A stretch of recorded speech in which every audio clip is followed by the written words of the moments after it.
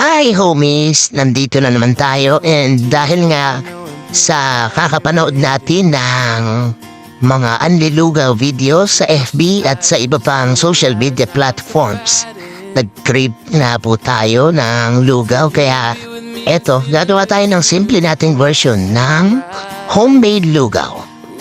Pero dahil simple nga lang ito, konti lang ang ating mga ingredients. Tara, samahan niyo ako. At ito nga ang ating mga ingredients at nilagyan ko pa ng abs ko para lalo ay matakam. Yan, ibubuhos lang natin yung bawang na ginisa natin, tinoasted natin yan para masarap. Yan, magtitira lang tayo ng konti para itappings mamaya. Ayan po, habang kumukulo yan.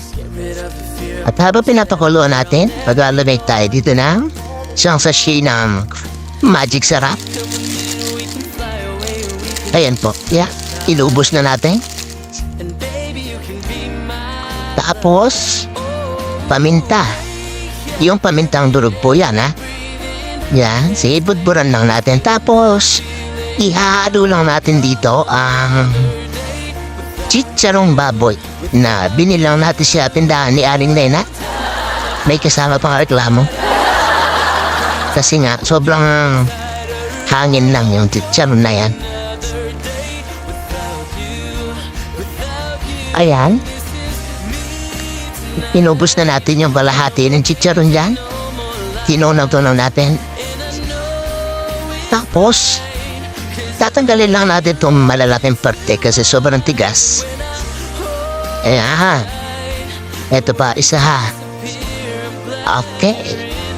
Pagkatapos niyan, tudurug-turugin lang natin. Tapos, hahaluin natin yung ingredients na para isahang buhos na ng mamaya. O, diba? Napakasimple lang.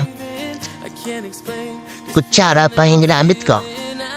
Tapos, ibubuwas na natin sa ating lugaw. Ayan. Yan, ang ating lugaw na may kasamang pagmamahal.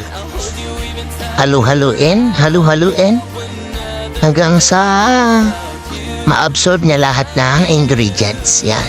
Hindi na natin kailangan ng asin dito, mga homies. Yan. O, diba? Napakasimple lang, mukhang masarap na. At pag natikman nyo to, siguradong mapapasimple ayun sa sarap.